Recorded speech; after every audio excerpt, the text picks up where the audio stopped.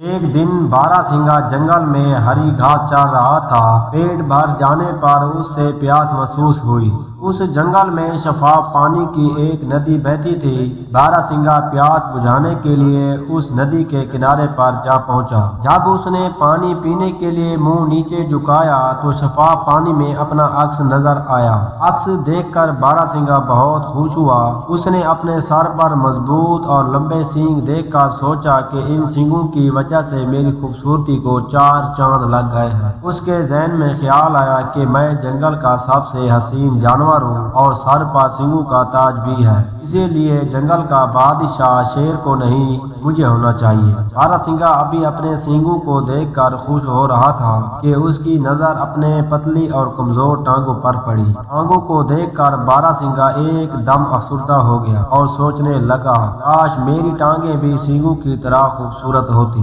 کچھ دیر اپنی ٹانگوں کو دیکھنے کے بعد بارہ سنگھا اپنے گھر کی طرف چل پڑا۔ وہ اپنی پتلی ٹانگوں کو کوستا ہوا آگے بڑھ رہا تھا کہ اچانک ایک شیر نے اس پر حملہ کر دیا۔ شیر کو اپنے تعاقب میں دیکھ کر بارہ سنگھا جان بچانے کے لیے گھنے جنگل کی طرف بھاگنے لگا۔ بارہ سنگھا انہیں دائلی ٹانگوں کے ساتھ اتنی تیز رفتاری سے بھاگا کہ شیر بہت پیچھے رہ گیا۔ بھاگتے بھاگتے بارہ سنگھے نے مڑ کر اپنے تعاقب میں آنے والے شیر کو دیکھنے کی کوشش کی تو اس کے لمبے اور خوبصورت سینگ ایک درخت کے جھکی ہوئی ٹہنیوں میں الجھ گئے۔ اچانک سینگ پھنس جانے پر بارہ سنگھا بہت پریشان ہوا۔ وہ اپنے سینگ چھڑانے کے لیے سر توڑ کوششیں کرنے لگا، لیکن اس کوشش میں اس کے سینگ ٹہنیوں میں مزید الجھ کر رہ گئے۔ اب اسے احساس ہوا کہ ان لمبے اور خوبصورت سینگوں سے اس کی دائلی پتلی ٹانگیں، جن کو وہ کچھ دیر پہلے بدصورت کہہ رہا تھا، زیادہ بہتر ہیں۔